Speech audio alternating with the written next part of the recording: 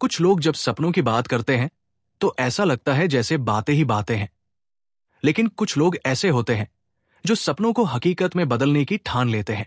और Napoleon Hill की किताब थिंक एंड ग्रो रिच ऐसे ही लोगों के लिए है। ये सिर्फ एक किताब नहीं है, ये एक ऐसा नक्शा है जो बताता है कि जिंदगी में असली दौलत कैसे बनती है।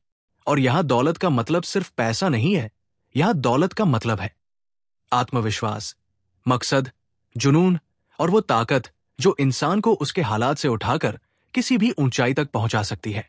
इस किताब की शुरुआत एक बड़ी ही रोचक बात से होती है। जो कुछ भी इंसान सोच सकता है और उस पर यकीन कर सकता है, वो उसे हासिल भी कर सकता है। यानी आपकी सोच ही आपकी किस्मत की जड़ है। नेपोलियन हिल ने यह किताब तब लिखी थी जब उन्होंने 25 साल तक 500 से भी ज्यादा सफल लोगों से मुलाकात की थी। उनमें Andrew Carnegie, Henry Ford, Thomas Edison जैसे लोग शामिल थे। उन्होंने देखा कि इन सब में एक चीज कॉमन थी, उनकी सोच, उनका नजरिया, उनका यकीन। उन्होंने पाया कि अमीर बनने की सबसे पहली शर्त है बर्निंग डिजायर, यानी अंदर से जलती हुई चाह, वो प्यास जो आपको सोने नहीं देती, जो हर दिन आपको उसी मकसद की तरफ खींचती है। सोचिए, अगर आपके अंदर कोई सपना है और आप उसके लिए पूरी जान लगा देते हो तो क्या मुमकिन नहीं है। किताब का पहला सबक यही है, अगर तुम कुछ चाहते हो तो उसे बस कैजुअली मत चाहो, उसे इस तरह चाहो जैसे पानी में डूबा हुआ इंसान सांस चाहता है। हिल कहते हैं कि सिर्फ इच्छा रखने से कुछ नहीं होता, लेकिन जब वो इच्छा जुनून बन जाती है तो ब्रह्मांड भी रास्ते बनाने लगता है। इसके बाद आता है विश्वास, फेथ, यानी खुद पर यकीन करना।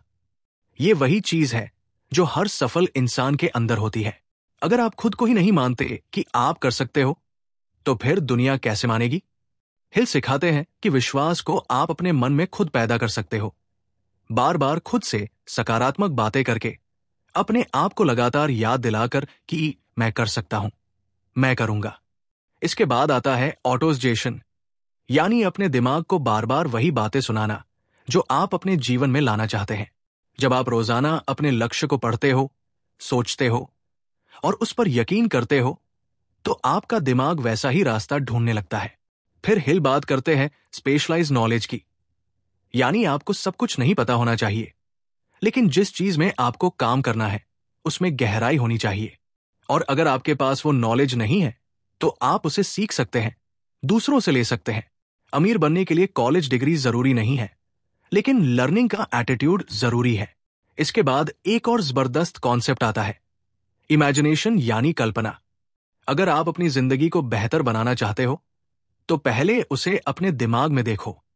जो लोग दुनिया बदलते हैं वो पहले अपने मन की आंखों से उस बदलाव को देखते हैं। हिल कहते हैं कि पैसा, अवसर, सफलता, ये सब पहले एक सोच से पैदा होते हैं। इसके बाद आता है प्लानिंग, यानी एक्शन। सिर्फ सपने देखने से कुछ नहीं होगा, आपको उनके लिए कदम भी उठाने होंगे। और हां, पहली बार में वो प्लान फेल भी हो सकता है, लेकिन इसका मतलब ये नहीं कि सपना गलत है। असफलता सिर्फ एक सिग्नल है कि रास्ता बदलो, लेकिन मंजिल वही है। फिर आता है डिसीजन, यानी निर्णय लेना। हिल ने देखा कि सफल लोग जल्दी और साफ निर्णय लेते हैं, जबकि असफल लोग हमेशा सोचते ही रह जाते हैं। वो कहते हैं कि ज्यादातर लोग इसलिए कुछ नहीं कर पाते क्योंकि वो हर किसी की सुनते हैं, हर बात पर डगमगा जाते हैं। लेकिन अमीर लोग अपनी सोच पर कायम रहते हैं, वो फैसला लेते हैं और फिर पूरी ताकत से उस पर डटे रहते हैं। इसके बाद आता है परसिस्टेंस, यानी लगातार प्रयास। चाहे कितनी भी मुश्किलें आएं, चाहे कितनी बार गिरना पड़े, जो लोग बार बार उठते हैं वही जीतते हैं। किताब यही सिखाती है कि हार को कभी आखिरी नहीं मानना चाहिए। एक और गहरा कॉन्सेप्ट है मास्टरमाइंड ग्रुप। हिल कहते हैं कि अगर आप ऐसे लोगों के साथ समय बिताओ जो आपसे बेहतर सोचते हैं, जो आपको प्रेरणा देते हैं, तो आपकी सोच भी ऊंची हो जाती है। अकेले सफलता पाना मुश्किल है, लेकिन अगर सही लोगों का साथ हो तो रास्ता आसान होता है। फिर हिल बात करते हैं सेक्स एनर्जी के ट्रांसफॉर्मेशन की, यानी उस ऊर्जा को जोश और रचनात्मकता में बदलना। वो कहते हैं कि हमारे अंदर जो सबसे ज्यादा शक्तिशाली ऊर्जा होती है, उसे अगर सही दिशा में लगाएं तो वो बड़ी सफलता दिला सकती है। इसके बाद आता है सबकॉन्शियस माइंड, यानी हमारा अवचेतन मन। हिल कहते हैं कि जो चीजें हम बार बार सोचते हैं वो हमारे अवचेतन मन में बैठ जाती हैं, और वही हमारी आदतें, हमारे फैसले, हमारी किस्मत तय करती है। इसलिए अगर आप रोज खुद से कहोगे कि मैं अमीर बन रहा हूं, मुझे अवसर मिल रहे हैं, मैं सक्षम हूं, तो आपका अवचेतन मन भी वैसे ही सोचने लगेगा और वैसी ही परिस्थितियां पैदा करेगा। इसके बाद आता है सिक्स्थ सेंस, एक तरह की अंतरात्मा की आवाज जो तब आती है जब आपने बाकी सब स्टेप्स को सच्चे मन से अपनाया हो।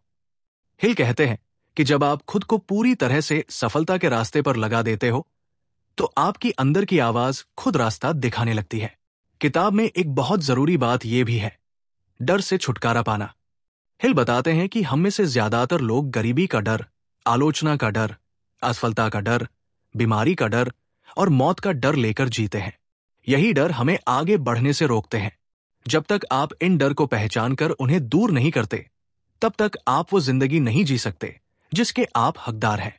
अब अगर हम पूरे किताब को एक लाइन में समेटे तो वो ये होगी, आपका दिमाग सबसे बड़ा खजाना है, उसे सही दिशा में लगाओ और अमीरी सिर्फ सपना नहीं, हकीकत बन जाएगी।